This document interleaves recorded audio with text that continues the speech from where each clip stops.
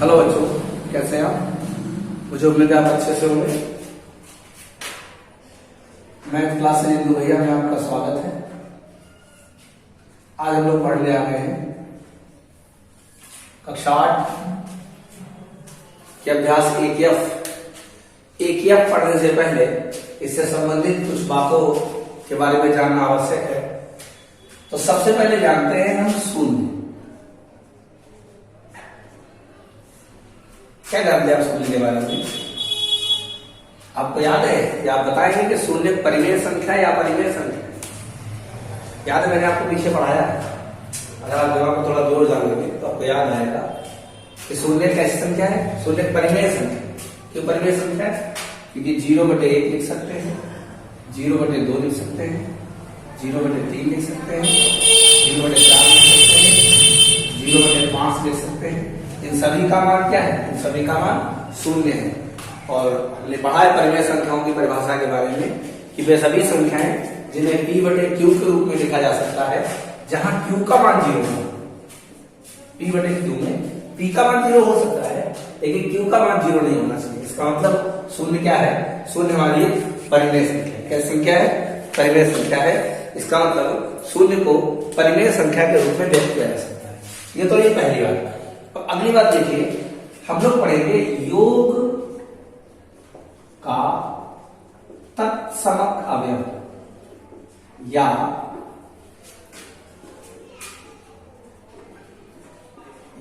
इसे बोलते हैं योगात्मक तत्समक। योगात्मक तत्समक अवयव क्या होता है? योगात्मक तत्समक आप देखिए, जैसे हमारे पास संख्या है 2, हम 2 में कितना जोड़े के साथ 2 ही रहे, इसके मान में कोई भी परिवर्तन नहीं होना चाहिए। बताइए, अगर आप एक साथ 1 जोड़ दीजिए तो 3 हो जाएगा। 2 में कितना जोड़े उसका योगफल 2 ही रहे, तो आप सब जानते हैं कितना जोड़ेंगे? 0। 5 में कितना जोड़े कि 5 रहे? 0। -7 में कितना जोड़े कि -7 रहे? 0। इसका मतलब शून्य किसी भी संख्या का क्या होता है? योगात्मक तत्समक अवयव होता है या योग का तत्समक अवयव होता है। ठीक है ना? इसे योगात्मक तत्समक कहते हैं या योग का तत्समक अवयव कहते हैं। शायद बात समझ में आ गई होगी। इसका मतलब किसी प्राकृतिक संख्या a के लिए a+0 या 0+a बराबर क्या होगा? बराबर a होगा। या कोई संख्या अगर p/q है तो 0 जोड़ दो, चाहे 0 में p/q जोड़ दो, उसका मान सदैव क्या आएगा?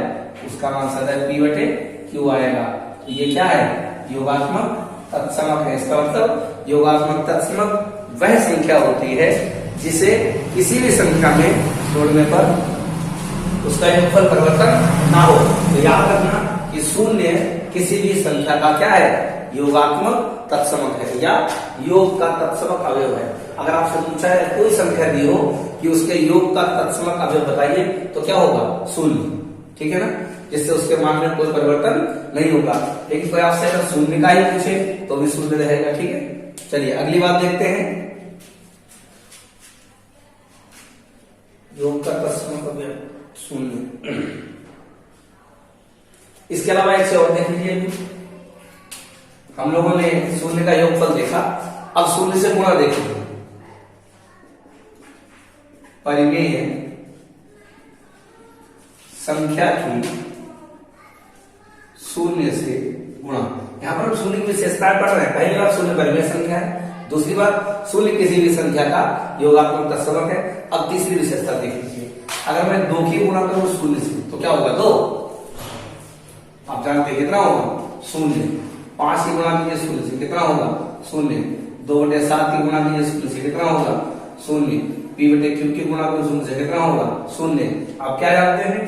किसी भी संख्या की अगर आप 0 से गुणा करते हैं तो उसका गुणनफल हमेशा कितना होगा? 0 होगा। अर्थात 0 में किसी भी संख्या से गुणा करने पर गुणनफल सदैव कितना आता है? गुणनफल सदैव 0 आता है। 2 बातें याद रहेंगी। किसकी विशेषता नहीं? शून्य की विशेषताएं नहीं। तो आइए शून्य से आगे बढ़ते हैं। याद रहेगा, शून्य क्या है? योगात्मक तत्समक या योग का तत्समक अवयव। अब पढ़ते हैं हम लोग एक के बारे में। एक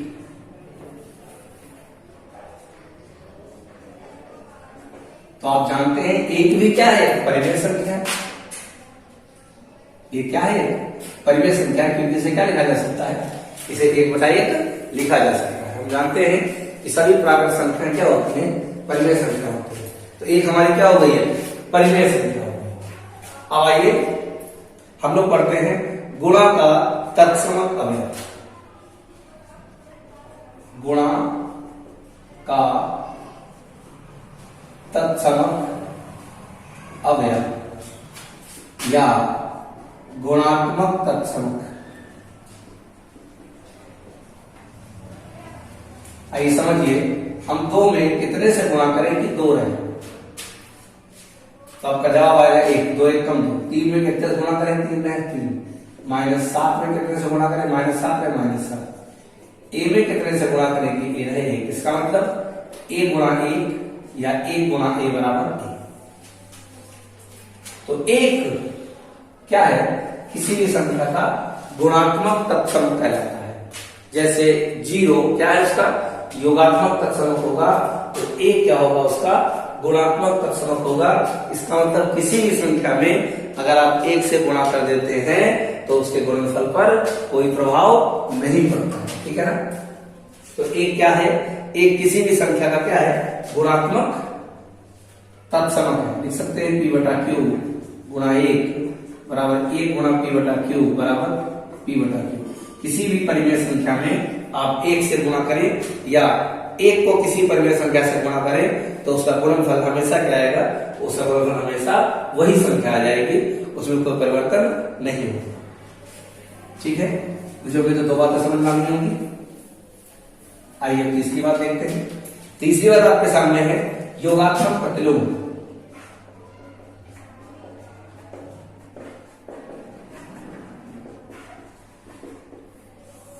थोड़ा ध्यान देंगे। योगात्मक प्रतिलोम क्या होता है? कोई भी संख्या है, जैसे हमने देखा 2। अब 2 में आप कितना जोड़े कि योगफल 0 है? 2 में आप कितना जोड़े कि योगफल 0 है? तो आपके मन में आएगा -2। तो देखिए 2 - 2 कितना आया? 0। जैसे 5/7 में कितना जोड़ेंगे? -5/7। तो 5/7 और -5/7 बराबर क्या आ जाएगा? ये दोनों कट जाएंगे। आपका उत्तर क्या आएगा? आपका उत्तर आएगा 0। क्या ध्यान दिया आपने? आपने ध्यान दिया। अगर मैं आपसे कहूं कि 3 का योगात्मक प्रतिलोम, प्रतिलोम माने विपरीत। 3 का आप कहेंगे -3। अगर मैं कहूं -5 का योगात्मक प्रतिलोम, आप क्या कहेंगे? +5। आप इसे इसे जोड़िए, 0 आएगा। इसे इसे जोड़िए, 0 आएगा। इसका मतलब -7/8 का योगात्मक प्रतिलोम क्या होगा? +7/8। इसका मतलब p/q का योगात्मक प्रतिलोम क्या होगा? -p/q। अर्थात किसी भी संख्या का जब हम चिन्ह बदल देंगे तो क्या हो जाएगा? वह उस संख्या का योगात्मक प्रतिलोम हो जाएगा। क्या हो जाएगा? अर्थात योगात्मक प्रतिलोम किसी परिमेय संख्या का ऋणात्मक या विपरीत होता है। किसी भी संख्या का जो विपरीत होगा वो क्या कहलाएगा? उसका योगात्मक प्रतिलोम कहलाएगा या उसका ऋणात्मक रूप। जैसे -5 को अगर आप ऋणात्मक कर देंगे तो -5 होगा। ये कितना हो जाएगा? ये +5 हो जाएगा। तो किसी भी परिमेय संख्या का ऋणात्मक या विपरीत रूप उसका योगात्मक प्रतिलोम कहलाता है। ऐसे याद रखना, योगात्मक प्रतिलोम वह संख्या होती है जिसे उस संख्या में जोड़ने पर उसका योगफल क्या आ जाता है? 0 आ जाता है। आप केवल इतना रखेंगे कि आपको चिन्ह बदल देना। ओके? योगात्मक प्रतिलोम में केवल चिन्ह बदल देना है। संख्या प्लस की है तो उसे माइनस कर देना है, संख्या माइनस की है तो उसे प्लस कर देना है। आइए अगली बात पढ़ते हैं हम लोग गुणात्मक प्रतिलोम।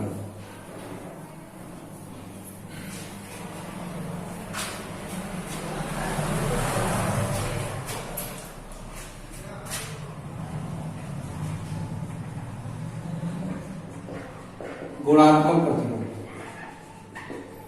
तो क्या होता है साहब? गुणात्मक प्रतिलोम 5 में हम कितने से गुणा करें कि 1 आए? ध्यान दीजिए, दिमाग दौड़ाइए। 5 में आप कितने से गुणा करें कि 1 आ जाए? कुछ याद आया? 1/5 से 5 से 5 कट जाएगा, आपका 1 आ जाएगा। इसका मतलब -7 में किससे गुणा करें? -1/7 से। 7 से 7 कट गया, माइनस माइनस प्लस का 1 आ गया। अगर मैं आपसे कहूं 2/3 में कितने से गुणा करें, तो आप कहेंगे सर 3/2 से। 3 से 3 कटा, 2 से 2 कटा, आंसर 1। क्या कहलाएंगे? गुणात्मक प्रतिलोम। क्या कहलाएंगे? गुणात्मक प्रतिलोम। किसी भी संख्या का वह मान जिससे उसमें गुणा करने पर उसका गुणनफल कितना आए? उसका गुणनफल 1 आए। क्या है? 1। क्या कहलाता है उसका? गुणात्मक प्रतिलोम कहलाता है। तो किसे कहते हैं? किसी भी संख्या के व्युत्क्रम को, किसी भी संख्या के व्युत्क्रम को उसका गुणात्मक प्रतिलोम कहते हैं। व्युत्क्रम क्या होता है? 2/3 का क्या होगा? 3/2।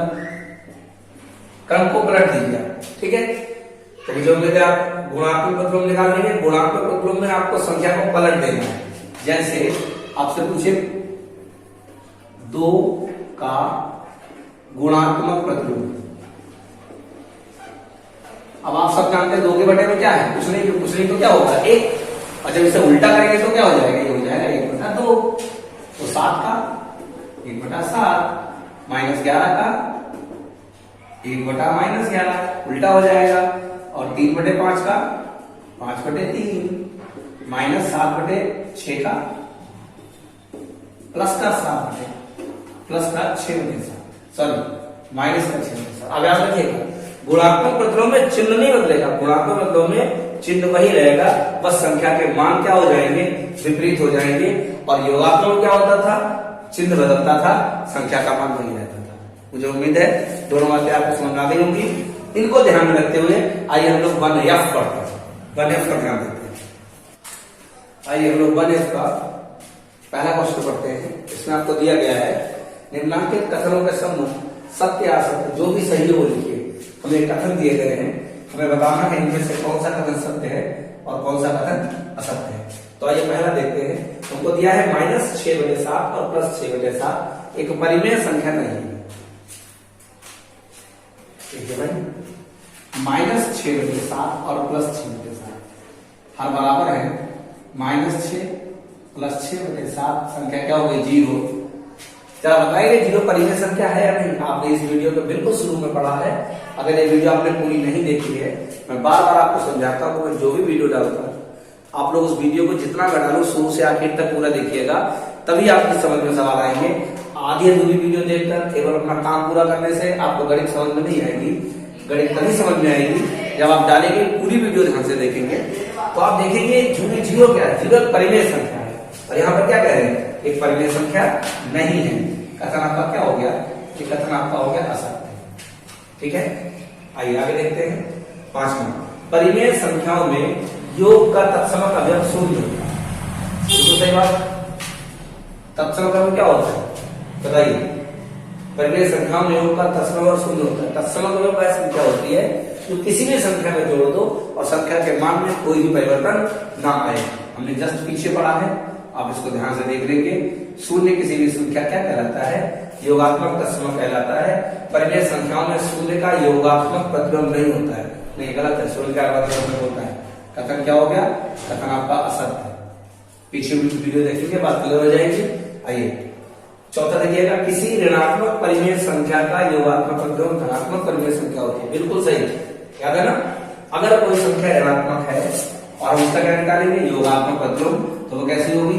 धनात्मक परिमेय संख्या। आपको याद होगा मैंने बताया था कि योगात्मक प्रतिलोम निकालने के लिए केवल आपको संख्या का चिन्ह बदल दीजिए बस। अगर प्लस है तो माइनस कर दिए और माइनस है तो प्लस कर दीजिए। कथन क्या है आपका? सत्य है। ये 5वां देखिए, परिमेय संख्याओं में घटाने का तत्समक अवयव 0 नहीं होता। देखिए योगात्मक तत्समक अवयव 0 था। किसी भी संख्या में जोड़े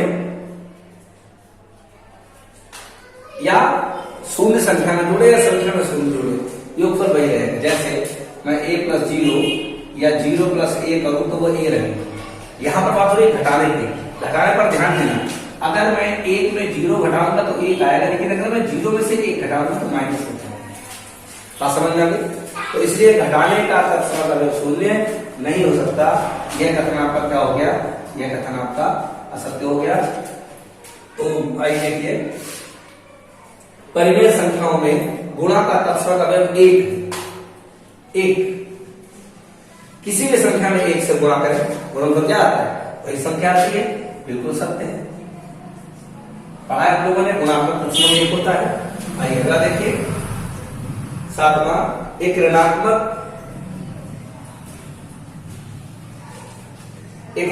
परिमेय संख्या का गुणात्मक प्रतिलोम ऋणात्मक होता है। बिल्कुल हमने बताया था, गुणात्मक प्रतिलोम में अगर संख्या ऋणात्मक है तो ऋणात्मक ही रहेगी। गुणात्मक प्रतिलोम में केवल उसके मान को पलट देना है, बस चिन्ह नहीं बदलेंगे। ये कथन आपका क्या है, ये कथन आपका सत्य है। अंतिम प्रश्न देखिए, यदि परिमेय संख्या x का योगात्मक प्रतिलोम x है, x का योगात्मक प्रतिलोम x है, संख्या x बराबर 0, संख्या 0, बिल्कुल कथन कैसा आपका सत्य है। मुझे उम्मीद है ये सब आपके समझ में आ गए होंगे। अच्छे सवाल है, इनको ध्यान से देखिएगा। कोई चीज ना समझ आई तो इस वीडियो को फिर से पूरा देखिएगा, शुरू में मैंने समझाया था, सारी बातें समझ में आ जाएगी। वीडियो अच्छी लगी हो लाइक और सब्सक्राइब कीजिएगा, दोस्तों में शेयर कीजिएगा। धन्यवाद।